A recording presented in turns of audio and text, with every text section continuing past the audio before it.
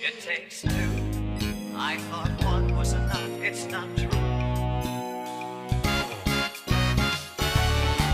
It takes two of you. Just the two of us. It takes two. For those of you joining us for the first time, my name is Daphne Finlayson. I am the associate producer, and I'm joined today by the wonderful Jen Gieg and Tracey Nepinak. So hello to you both. Hi, thanks for inviting us. Yeah, this is amazing. So first of all, I'll get you both to kind of introduce yourselves, both who you are as people and who you are as artists. So Jen, maybe you'll start us off. Hi, my name is Jen Gieg. I am a South African Canadian actor. That's pretty much it about me. I love theater, I love acting, and I have 3 cats. I don't know what else to say. All good things, all good things. Tracey, how about you? Who are you as a person and who are you as an artist? My name is Tracey Nepinak. I'm a Cree mix Indigenous woman. My family is from the Peguis First Nation. I live in Winnipeg.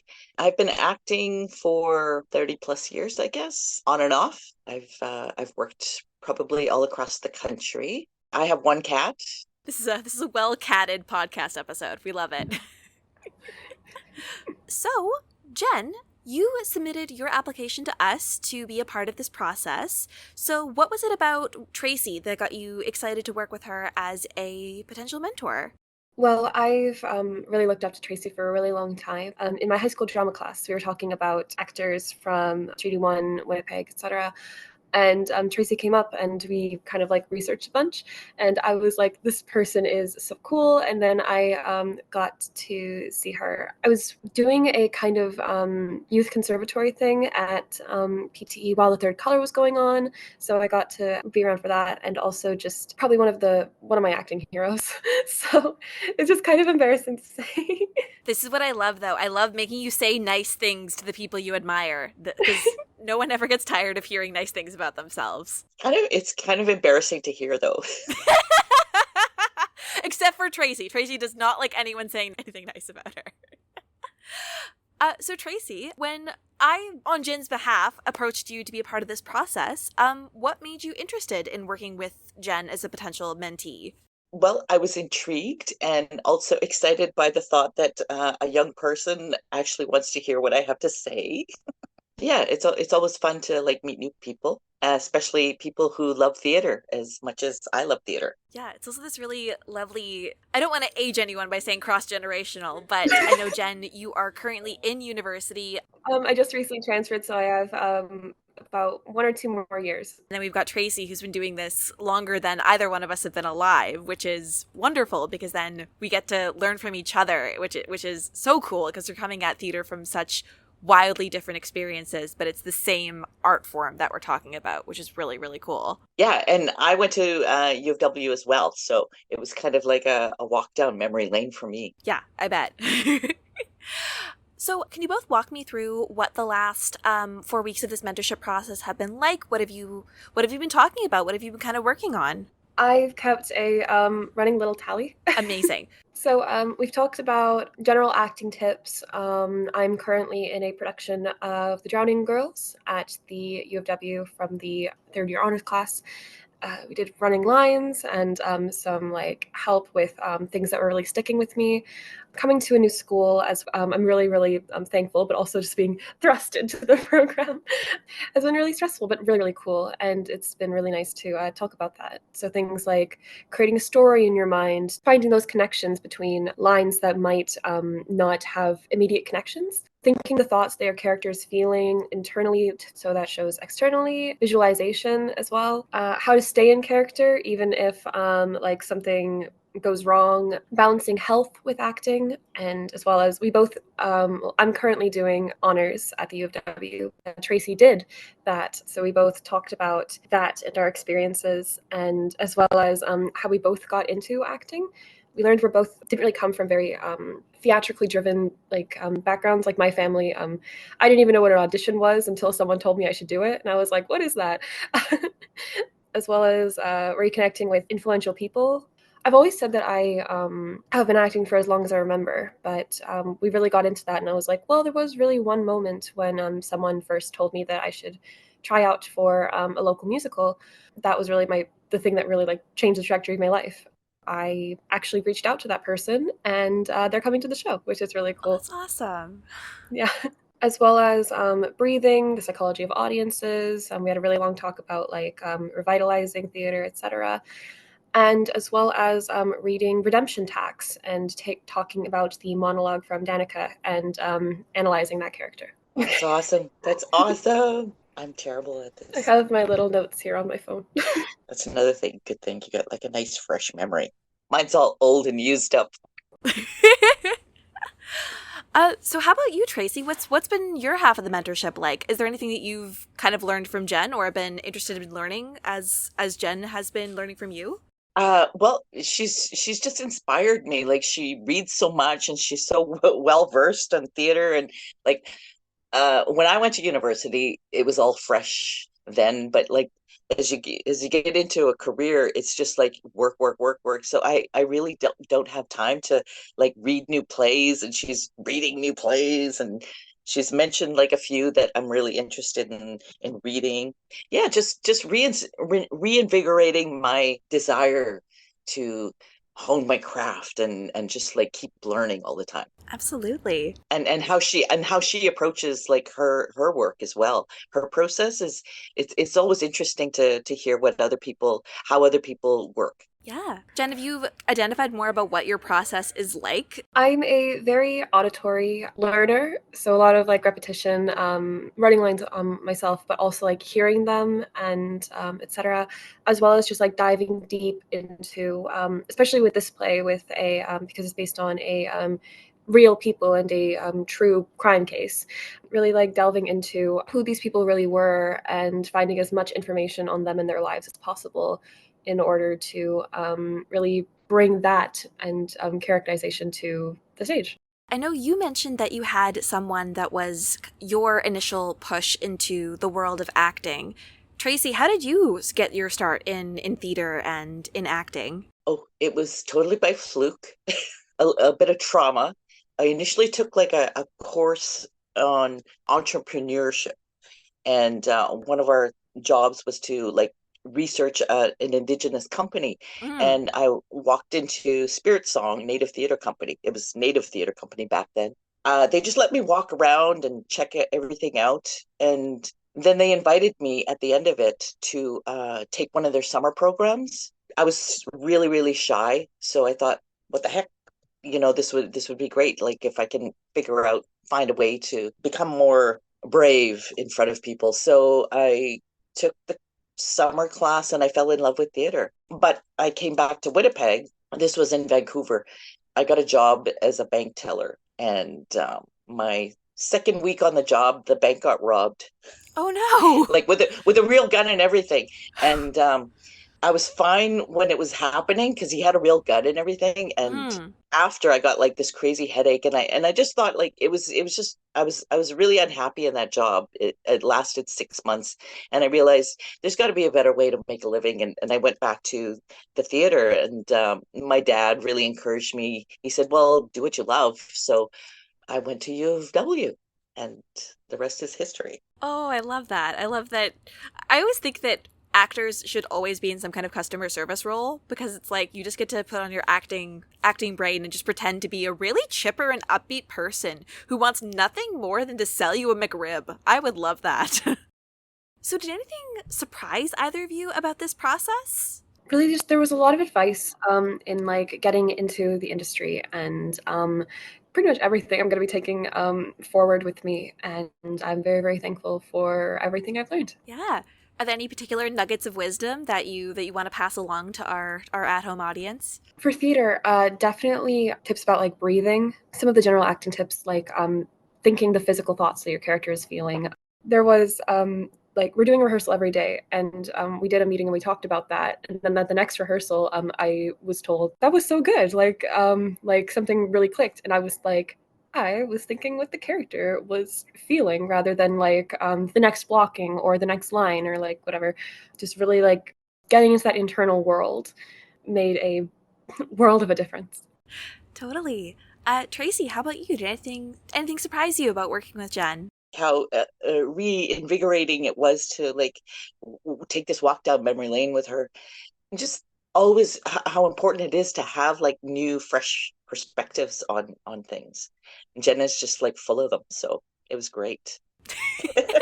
I I mean, like I knew she was like a smart person, but like I just she had like a lot of gems herself. So it was a mutual meeting of minds, and it was a lot of fun. Amazing. Jen, what kind of inspired you to take on this mentorship right now? In the field of work that I want to go into, connections are pretty much everything. Growing up, I didn't really go to any of the like more arts-driven schools. The primary and middle schools I went to, I was the only one who did for a while. Other people started to do it afterwards, but for a while, I was the only one who did like extracurricular theater, etc. So I never really had someone to really like go to and be like, hey, you're doing the work I want to do when I start doing work, and getting that information just kind of flying by the seat of my pants for a long time. But getting that has just been absolutely fantastic with someone who's in the position that I one day want to be in, like a professional, respected actor. Just talking about that and having conversations has just been a treasure trove for me. Tracey, as the more established artist in the equation, what does mentorship mean to you? Well, I feel I'm kind of embarrassed because I feel like I don't know anything, but just through our conversations, I realized, oh, okay, I guess I know more than I thought I did, and I guess that's just the way it is. Like it's just it's a two-way street, and just to be open to like discuss things, and you know you learn just by meeting other people and pushing the boundaries of what you're comfortable with sharing. This is sort of like we're put in a position where it's just a relaxed way of sharing information. Yeah. It's really important, the two-way street, because I learned a lot too from Jen. Absolutely. Jen, if you were to be a mentor to anybody, what would you kind of want to impart upon your mentee? Theater has a purpose. A lot of people, at least nowadays, think of live theater as a dying art, but it really does have a real purpose in society. It's been around since, I guess, millennia now. Getting a theater degree and going into this field of work, it's not a waste of time. It's not a waste of energy. It does have a lot to do with luck. I heard a saying once that was, luck is opportunity meeting preparation.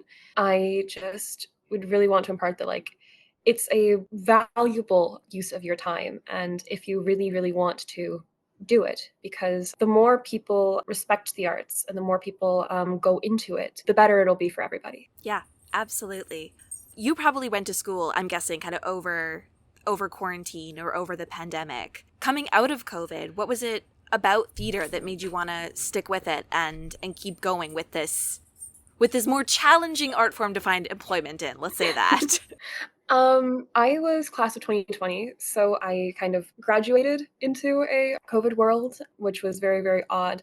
But it was really inspiring to me, and I was kind of like, I want to do theater. I've got like a scholarship to U of M. I'm gonna try it, but I'm still a little like shaky because there were a lot of opportunities I had prior to COVID. It felt like everything was really ramping up, and then it all got shut down, and I was like, darn. But during COVID, people in the arts, especially in theater, just found ways to really like push through it online or different mediums. That was just really inspiring to me because I was like, no matter what happens, theater will always be around. People will always find a way to do live theater. And that I just felt was really inspiring as an actor, because it is a very challenging field to find employment.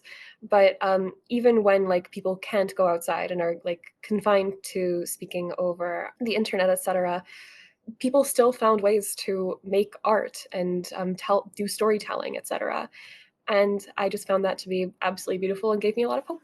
Yeah, I was very similar. Like when a lot of my projects got canceled, I was like, okay, I can either sit on my butt and do nothing and cry and be depressed, which I did for a couple of months and then it got boring. But I also made the decision to go back to school and start kind of getting some of the tools that I needed to help as an industry move forward. And I remember actually seeing Catharsis that Tracey was in, the very short little thing that a PT put out, and just feeling this sense of hope that like, okay, we still exist. We're all still here. We're gonna make it through this somehow, some way. And yeah, I think catharsis was a really great way of kind of bringing the community together in some small way when we all couldn't physically be together.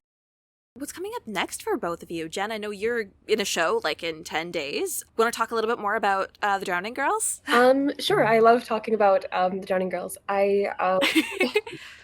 It's really, really good show. And I sound a bit narcissistic, like patting myself on the leg, just being like, it's a really good show, I promise. But the set, the costumes, the sound design, everything is just amazing. I've never been so blown away by a show that I've been so blessed to be a part of. And the crew has done an amazing job with creating running water on stage. Like we have 3 working showers that like go on and off. Mm-hmm. They've done so much to make sure that like we as the actors are okay, and making sure that the water is good and not leaking, because it's so hard to work with water. I was a small part of another show called Drowning Ophelia, which was a lunch bag at U of M put on by a few friends of mine, and I helped with like getting people like in and out of costumes, etc., just like backstage running, very small thing. But it was very hard to get the water effect and working with the water there. I'm blown away by the design and everyone who's like backstage who's been working really, really well. And my castmates, Renelle and Mary, are absolutely phenomenal and blow me away every single rehearsal. Hope McIntyre is an amazing director. I'm so blessed to be working in this show, and I'd recommend to come see it. It's free. Okay, what are the dates for that? February 13th through 17th, 7:30 each night. Perfect. Okay, I'm going to add more information about that in the episode notes. Tracey, how about you? Do you have anything cool coming up that you're allowed to talk about? I am, and I can't wait to see her show. Yeah. Sounds amazing. It's like mental gymnastics and physically demanding, and it's just got like all the things you want to see in a play. I go into rehearsals on this Tuesday, for Rise Red River by Tara Bagan. And it's a tri-pro between PTE, Cirque Boyer, and Article 11 out of Calgary. Great. I think those are kind of the end of my formal questions. Is there anything that either of you wanted to share about this process, about working together? Anything you want to leave people with? I feel weird calling myself an artist, but like any young emerging person in or aspiring person in the performing arts, or not even just performing arts, like anything to do with arts in general, I would definitely recommend trying this out and applying, because it's been a incredibly valuable experience, and I am very, very thankful. Tracey, how about you? Any wrap-up thoughts? Yeah, like when I was first approached to do this, I don't know what I'm gonna say or do. Like how do I do this? And but it's been very practical, and the fact that Jen is working on a show right now is just like so much. We had like so much to talk about. It's very practical, and I think what you said, Daphne, about working in the service industry, like theater applies to everybody. And it should be, well, actually, Jen and I, we talked about this, like it should be like mandatory for everybody. Yeah. Because you learn about humanity, and we sorely need that in our society today. Absolutely. How to be a human being. It definitely does help educate on empathy better than almost any other art form that I know. Well, thank you both so much for being a part of this process and for sitting down to talk with me.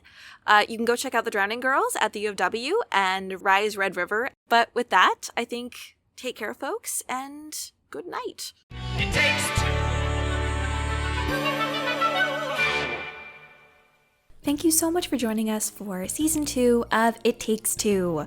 This season is generously supported by the Thomas Sill Foundation and the Canada Council for the Arts. This season is produced and edited by Daphne Finlayson. Original music for the show is provided by Paul DeGurse, with apologies to Stephen Sondheim for shamelessly airlifting part of It Takes Two from Into the Woods. If you'd like to learn more about this or any other podcasts in the Village Conservatory family, you can check out our website, villageconservatory.com, or follow us on social media at Village Conservatory.